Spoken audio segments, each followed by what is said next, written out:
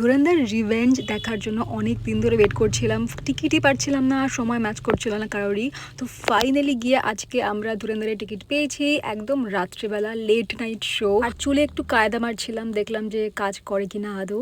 আর এটা আজকে আমার ঘড়ির স্ট্যাক, যেটা তোমরা ভীষণ পছন্দ করো। তোমরা অলওয়েজ এই স্ট্যাকটার লিঙ্ক চাও তো আমি অবশ্যই এটাকে ট্যাগ করে দেবো। ফার্স্টে ছিল পেট পুজোর পালা, কারণ রাতের শো তো অনেকক্ষণ, প্রায় 4 ঘন্টার শো, তো আমাদের বসে থাকতে হবে। তোমার ডিনারটা সারলাম চিলিজে, আমি একটা গ্রিল চিকেন প্ল্যাটার অর্ডার করেছিলাম। তারপরে লাস্টে রিয়া এলো অ্যান্ড ফাইনালি ঠিক টাইমের আগে আমরা পৌঁছে গেলাম মুভি হলে। যেহেতু এতক্ষণ বসে থাকতে হবে তাই আমরা টুকটাক কিছু স্ন্যাক্স অর্ডার করে ওয়াশরুমে গিয়ে ফ্রেশ হয়ে চলে গেলাম ডিরেক্ট হলে। আর সত্যি বলতে এই মুভিটা হলে না দেখলে ভীষণ মিস করবে। মানে 4 ঘন্টার মধ্যে একবারও মনে হয়নি 1 সেকেন্ডের জন্য যে আমি বোর হচ্ছি।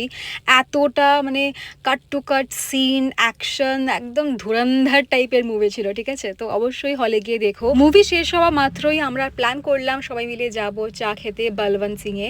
তো ওখান থেকে বেরিয়ে গেলাম, আর পুরো সাউথ সিটির যে পার্কিং ছিল পুরো ফাঁকা হয়ে গেছিলো। আমরা অনলি ওখানে বসে হাহাহি করছিলাম ভূতের মতো। ওখানে কিছুক্ষণ আড্ডা পেরে আমাদের মন ভরলো না, আমরা প্ল্যান করলাম ওখান থেকে প্রিন্সেপ ঘাট যাবো। আর গিয়ে দেখলাম ওখানে অলরেডি ভীষণ ভিড়, কারণ ছিল বাসন্তী পুজো। সবাই মিলে থাকলে টাইমটা কখন কেটে যায় বোঝাই যায় না। ফাইনালি আমরা সূর্যোদয় দেখলাম, তারপর সবাই মিলে আবার আড্ডা দিলাম, চা খেলাম, আর আজকের রাতটা বেশ জমজমাট কাটালাম।